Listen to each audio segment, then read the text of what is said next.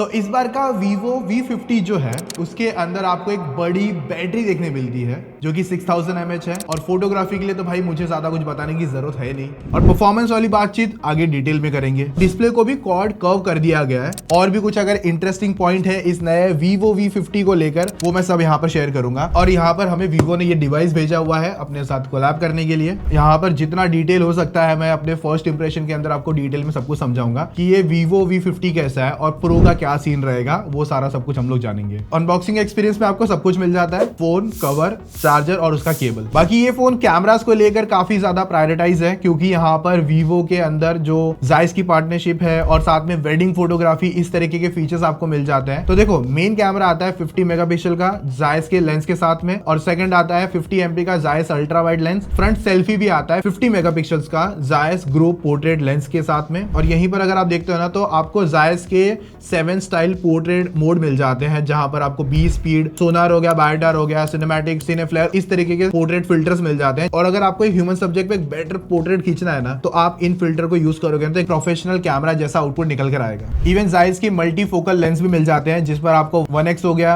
यानी कि 24 mm, 1.5x हो गया 35 mm, 2x पर 50 mm हो गया। अलग अलग सिनारियो में बेटर आउटपुट निकाल सकते हो। अब पोर्ट्रेट की बात करोगे, टर्न्स ऑफ फोटो यहाँ पर हमने ह्यूमन सब्जेक्ट पे जब ट्राई करते हो ना, तो पोर्ट्रेट के जो फिल्टर्स वगैरह काफी अच्छे आते हैं। इवन यहाँ पर कुछ ऐसे फिल्टर मोड है जैसे कि वेडिंग स्टाइल फोटोग्राफी मिल जाती है, जो मोस्ट ऑफ मैंने Vivo के फोन्स में ही सुना है। तो यहाँ पर जब आप वेडिंग पे, जैसे कि हल्दी सेरेमनी हो गई, रिंग सेरेमनी हो गई, इन टाइम पर इन फिल्टर्स को यूज करोगे ना, तो वहां पर आपको एक बेटर आउटपुट और एक अच्छा क्वालिटी का डिटेल वाला फोटो निकल कर आएगा। और इवन यहाँ पर एक अलग से थीम और कलर्स देखने मिल जाते हैं, जिसकी वजह से इस फिल्टर को और ज्यादा प्लस पॉइंट मिल जाते हैं। और इवन फ्रंट सेल्फी पर भी आपको एक ultra wide group, basically group वाला सीन मिल जाता है ग्रुप सेल्फी में। तो अगर आप नॉर्मल मोड देखते हो और वहीं पर अल्ट्रा वाइड पर देखते हो, तो काफी एरिया कैप्चर हो जाता है। अगर आपके आसपास और भी लोग हैं तो आप ज्यादा लोगों को एक ही फ्रेम में कैप्चर कर पाओगे। इवन यहाँ पर फ्रंट पे आपको 2x भी मिल जाता है। इवन फेस की क्लोजअप को और बेटर में आपको मतलब डिटेल के साथ में लेना, तब आप इसे यूज कर पाओगे। और इवन यहाँ पर पोर्ट्रेट मोड भी यूज करते हो सेल्फी में, तो बहुत अच्छा एक आउटपुट निकल कर आ जाता है, जहां पर मैंने इसको फर्स्ट इंप्रेशन में ट्राई करके देखा था। बाकी मेन कैमरा पे 4K 30 FPS शूट कर सकते हो, और इवन फ्रंट कैमरा पर भी आप 4K 30 FPS शूट कर पाओगे, जो कि काफी ज्यादा प्लस पॉइंट हो जाता है, क्योंकि आजकल बहुत सारे ब्रांड 1080p 30 FPS इसी तरीके से अनलॉक करके देते हैं। बाकी अगर आप देखो एक पार्टी इन्वायरमेंट में फोटोज वगैरह खींचना चाहते हो, तो यहाँ पर आपको ये जो ऑरा लाइट है ना, लिटरली बहुत ज्यादा हेल्प करवा के देगी। सबसे पहले अगर आप देखते हो ना, यहाँ पर आपको एक तो इसे ऑटो रख सकते हो, तो अपने हिसाब से जो कलर टेम्परेचर रहेगा वो उस हिसाब से मैनेज करेगा। और अगर ऑटो हटा दोगे तो यहाँ पर ब्लू टोन पर है, यहाँ पे थोड़ा सा रेड टोन है, और मिड में थोड़ा सा येलो टोन निकल कर आता है। तो इसको अगर आप ऑटो छोड़ दोगे तो अपने हिसाब से सीन को समझ के, क्योंकि बहुत सारी पार्टी वगैरह में अगर आप जाते हो तो वहां पर ब्लू लाइट, रेड लाइट इस तरीके से आपकी स्किन पर आती है, तो जो एक्चुअल फोटो का आउटपुट है ना, वो निकल कर नहीं आता। तो वो आप यहाँ पर इस पे छोड़ सकते हो ऑरा लाइट पर, जिसकी वजह से एक बेटर आउटपुट निकल कर आए। इवन यहाँ पर जो ब्राइटनेस है ना, इसको भी आप कम करना चाहो, एकदम बेस्ट करना चाहो तो वो भी कर सकते हो। और यहाँ पर जो रही बात लुक एंड बिल्ड को लेकर, तो इस बार है ना, साइड का जो फ्रेम है ना वो प्लास्टिक ही हो चुका है, और पीछे का जो बैक है, यहाँ पर जो ब्लू कलर मेरे पास है,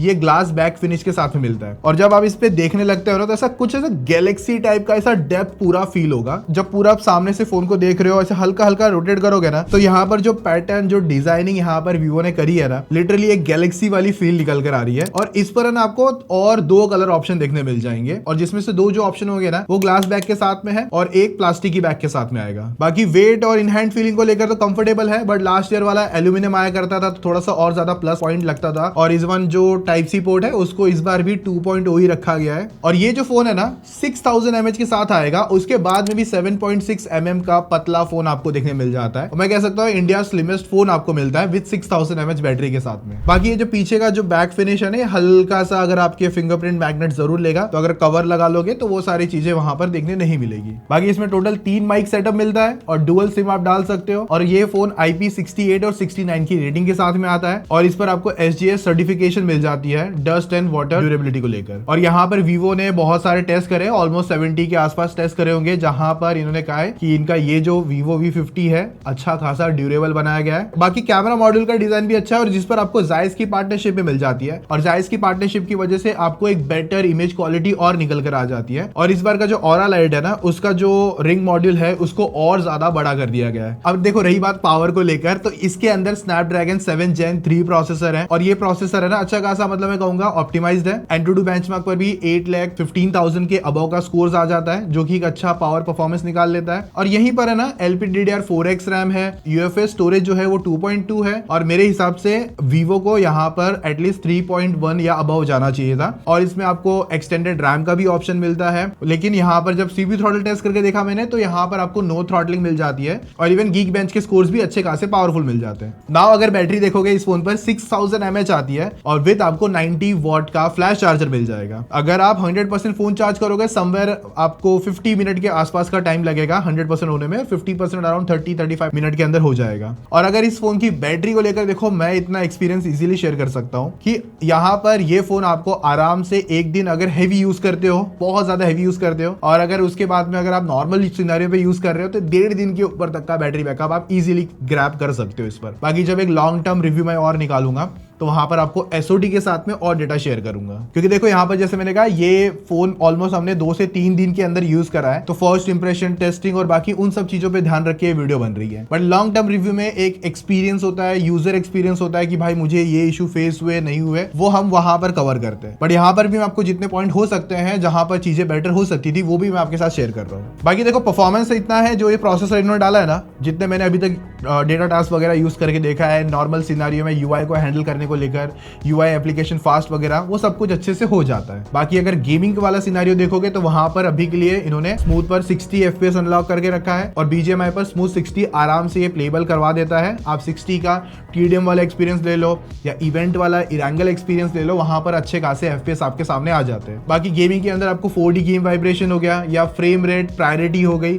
इस तरीके के गेमिंग मोड भी यहाँ पर इन्होंने डाल रखे हैं ताकि आपको एक बेटर गेमिंग एक्सपीरियंस मिल सके। और टोटल 9 5G बैंड्स है, वाईफाई भी सॉर्टेड है, वाईफाई 6 मिलता है ब्लूटूथ 5.4 के साथ में, डुअल बैंड वाईफाई सपोर्ट करता है और यहीं पर 5G plus 5G dual stand by मिल जाता है और 5G के नेटवर्क्स वगैरह भी यहाँ पर अच्छे से आ जाते हैं। यहाँ पर हमने जियो और एयरटेल का सिम दोनों ट्राई करके देखा था। बाकी 42 सेंसर्स है इसके अंदर और इन डिस्प्ले फिंगरप्रिंट स्कैनर मिलता है जो ऑप्टिकल वाला है, पर मोस्ट ऑफ सिनेरियो में अनलॉक अच्छे से करवा देता है। इवन फेस अनलॉक करना है तो वो ऑप्शन भी अवेलेबल रहेगा। 6.77 इंचेस का क्वाड कर्व्ड एमोलेड डिस्प्ले आता है 120 हर्ट्ज रिफ्रेश रेट के साथ में, जो यहाँ पर अच्छा खासा स्क्रोलिंग वगैरह हो गया, ऐप ऑप्टिमाइजेशन हो गया, सब कुछ अच्छे से परफॉर्म करवा देता है। और 300 टच सैम्पलिंग रेट आता है जहां पर आपको गेमिंग सिनेरियो में एक बेटर एक्सपीरियंस आ सके।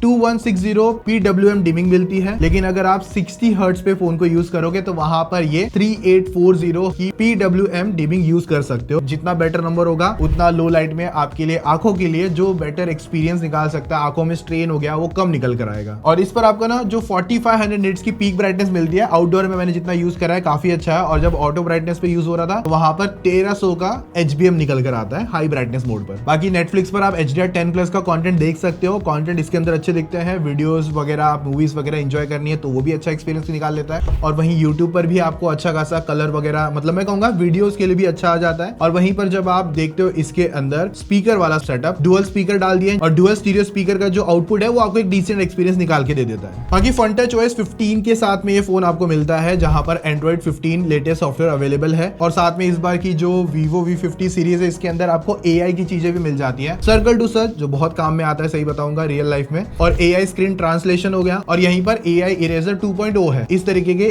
AI फीचर्स आपको Vivo के V50 में मिल जाते हैं। UI एक एक्सपीरियंस अच्छा निकाल लेता है, फास्ट एनिमेशन वगैरह सपोर्ट करता है अच्छे से। और यहाँ पर आपको इस बार हॉट एप्स, हॉट गेम्स देखने नहीं मिलती, पहले से इंस्टॉल होके नहीं आती है, लेकिन हाँ पहले से कुछ प्री लोडेड एप्लीकेशंस आती है जिनको आप चाहो तो निकाल दो या ब्राउजर से अगर नोटिफिकेशन आती है तो वहां पर आप उसे टर्न ऑफ करके यूज कर सकते हो। तो ये जो फोन है ना, आपकी वेडिंग फोटोग्राफी, इवन पोर्ट्रेट्स में भी आपको ऐसे कैमरा वाले ऑप्शन निकाल के देता है अलग अलग बोके इफेक्ट्स के साथ में आपको पतला और हल्का फोन मिलता है विद 6000 mAh बैटरी के साथ में, और कुछ इस तरीके की गैलेक्सी इफेक्ट वगैरह भी यहाँ पर ये निकाल के देता है। और कैमरा को लेकर जायस की पार्टनरशिप पे और ज्यादा 4 चांद लगा तक आता है। सो अगर प्राइसिंग को लेकर बात करोगे ना, तो अगर जो स्टार्ट वाला वेरिएंट है ना, उसकी प्राइसिंग आपको 35,000 रुपीज पर पड़ेगी। फिर उसके बाद में 37 और 41,000 तक ये जाएगा फोन। और लेकिन यहाँ पर आपको स्टार्ट में कुछ एक्स्ट्रा ऑफर्स मिल जाते हैं, जैसे कि 10% तक का इंस्टेंट डिस्काउंट हो गया HDFC एंड SBI बैंक पर, और इवन एक्सचेंज बोनस भी मिल रहा है। और स्टार्ट में कुछ ऐसे अगर ऑफर्स देखोगे जहां पर कुछ आपको एक्स्ट्रा बेनिफिट्स और मिल जाते हैं, इस ऑफर पेज को पॉज करके आप और बेटर वे से पढ़ पाओगे। और यहाँ पर इस फोन को प्री बुक कर सकते हो आप वीवो की वेबसाइट पर, फ्लिपकार्ट और Amazon, तीनों जगह पर ये अवेलेबल रहेगा। और इवन ऑफलाइन स्टोर तो डेफिनेटली है ही। तो देखो अभी के लिए यहाँ पर फर्स्ट इंप्रेशन के हिसाब से वीवो V50 के अंदर कुछ चीजें हैं जो कैमरास को लेकर